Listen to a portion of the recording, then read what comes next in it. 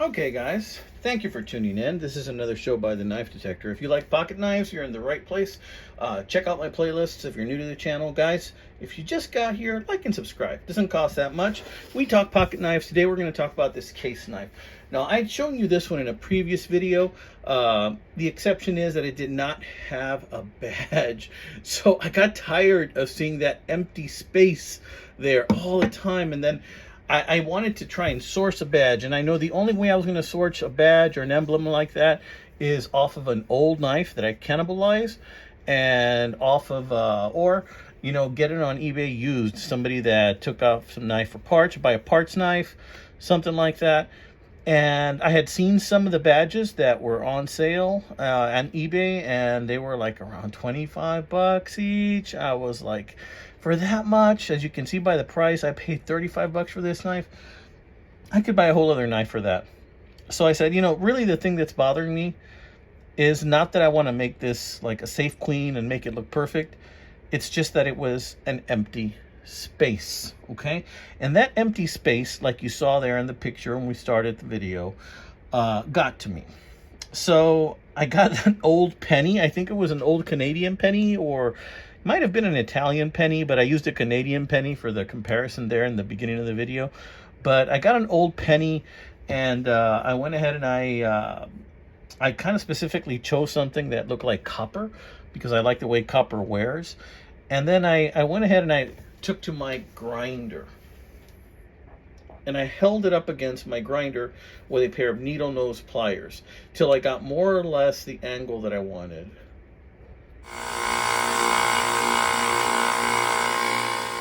So that last little bit was just to show you what I did, right?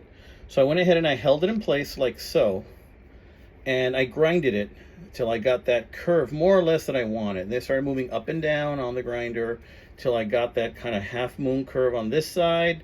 Once I was able to cut this off here, and then I turned it around once I got the shape I wanted there, and I wanted to shave up just a strip in the middle and leave that, just leave a strip in the middle, and then I shaved that off right here again. And then I started to curve the sides on that again until I got, you know, that general shape right there. Now, it was still rough and it didn't fit like a glove yet. So after I did this, I went ahead and got my Smith's tri-hone system. This stone's broken, and I got the roughest one, right? This one, as you can see, it's still a color of copper right there. And I just started to do that on the edges of the coin till I got the right angle back and forth. It didn't take me that long to get to this shape, friends. It only took me about 15 to 20 minutes total to get to this shape. And I did it in a rush because my wife and I were headed somewhere. So that's what I did. I wanted to show you that. And if you take a close look, you'll see, like, I don't know, I think this is barley or something like that was on this coin. I think it's like a 2-cent coin from Italy or Canada or I don't know, Morocco. I don't know, something like that. But it was copper, and that's what I wanted to get in there. It's not 100%. As you can see right here, there's a sweet little, tight little gap. Another one there, but I put some Gorilla Glue underneath it, and then it just snapped in, guys. It went in just perfectly. But I know that with time, that'll smooth out a bit. Maybe it'll get shinier, or maybe it'll turn green. I don't know, because it's copper. And I wanted to fill that space because it was really bugging the heck out of me. So that's how I did it. And I just wanted to give you guys an idea in case you guys wanted to do something similar, or maybe you have done something similar. And if you have done something similar, then please let me know in the comments, right? Another thing, I wanted to show you some other stuff that I've been carrying. So I'm going to go ahead and we are going to move this aside and bring in Mr. Buddy L right here. And yeah, Mr. Buddy L is bringing 3 knives that I've been carrying. And I went ahead and I found that little Buddy L at a local thrift store. Well, not that local. It's about 20 miles away. And that thrift store is so interesting because, you know, I have a feeling that people kind of stash stuff in there, because it's already been a couple of times that I have been able to locate little little tiny dudes like this, or nice, you know, either Nylint or Tonka or Buddy L's, and they're buried underneath some junk, right? So this is a little Buddy L, and as you can see, it's in pretty decent shape, this guy. But I'm going to use this guy, the Buddy L, to show you these knives I've been carrying. So, and the deals I got on them. I've been carrying these, and this is, you know, it's an older Buddy, as you can see. There it says Buddy L. And does it have a year? Yeah, 1982. Made in Japan. Okay. Well, we're going to leave Mr. Buddy right there so you guys can take a look at him while we talk about knives. So I got this one off eBay. I believe that this is a hiker, and great condition, this hiker. It's not hardly any use at all. You can see that the toothpick is starting to yellow a little bit, only because it's starting to show a little bit of age. But the hiker has the saw, as you can see right there, and also really good shape. I do love a good 3-layer Victorinox. 3 or 4 layers are where I'm at. Those are the ones I really, really like. And this one fits the bill for me because it's got the Phillips. I really like the Phillips. So yeah, I got this one for about 10 bucks on eBay. Guys, you can pretty much find some great deals when it comes to Swiss Army knives on eBay. They're practically giving them away.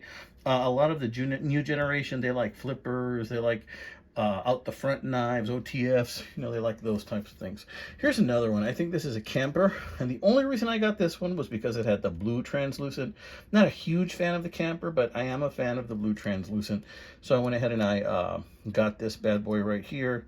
And wait a minute, are these guys in the wrong position? No, I think it's the right position. Let me see. Yeah, no, they're okay. So, yeah, it's just a regular camper. You know, the camper, as you know, has the corkscrew. I think it's a camper instead of the Phillips. Yeah. I don't know. If it's not a camper, let me know in the comments, guys. And it's got these amenities. Oh, wait a minute. This one also has the saw. Yeah, this might not be a camper. Maybe it is. I think maybe this is the camper. Maybe this is the hiker. Guys, they have so many different names. I don't really know. You know, seems like the main difference between these is that this one has a corkscrew and this one has the Phillips. I think the Phillips is the hiker, and I think this one is the camper. But I'm not 100%. Okay, if I'm wrong, please let me know in the comments, guys. Okay, as I know you will. All right, again, please like and subscribe, guys. Helps my channel a lot. Helps me keeps bringing you these things to look at. Have you ever seen one of these? I got this one at the Red Barn Antique Store in Waxahachie, or I think how the locals say it, Waxahachie. And I went ahead and I found this guy. This guy was a ball of friggin' rust when I got it. And as you can see, it's still going to have some. It's still got the clevis. This is an old, what was this, Imperial, I think? Yeah, it's an old Imperial. And look at that. All of this was black when I got it. Look at that. You can still see some of the major areas right there. But guess what? It sharpened up super nice. Look at the little edge that I put on there. The thing is that, you know, somebody bought this knife and they just let it sit in a damp area for years. It's got these faux wood type of handles. When I first got it, I thought, ooh, sweet, wood handles. But no, it's faux wood. It's actually plastic. I don't want to use the term Delrin because I don't think that applies. Of course, it's got the awl. Man, this was dirty. This color was throughout the entire thing pretty much. And it's just been really hard cleaning it because some of those areas are hard to reach. And some of these blades, you couldn't even open them. Like this one. Okay, the smaller blade was just tough. Check out this really cool stubby spade blade. It's a spade blade. It's got this little dull part here so you don't cut yourself. Really sharp now. You know, wasn't sharp before. But yeah, you know, this is actually a cool little knife. The thing I don't like about this knife is that it has a dinky corkscrew, but I'm not a fan of the corkscrew anyway. Of course, as far as they go, you know, the Victorinox probably makes the best camp knife with the corkscrew, as far as I'm concerned. You got a cap lifter, bottle opener, can opener right here. Man, this thing was so dirty too. But yeah, wanted to show you that, guys. All right, so tell me what you think. This has been another video by the Knife Detector. Wanted to show you what I've been EDCing and what I've acquired in my travels and on eBay, and I wanted to show you this little project that I did, and you know, let me know what you think. Honestly, I think that it worked out okay. I think that it's a good fit. You know, it's not for everyone. I know a lot of you guys are purists and you want to keep it original. For me, it just needed to fill the hole.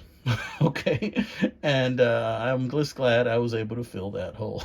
All right, guys, you have an amazing Sunday, an amazing work week ahead. I want for you guys to spend time with your family, you know, take care.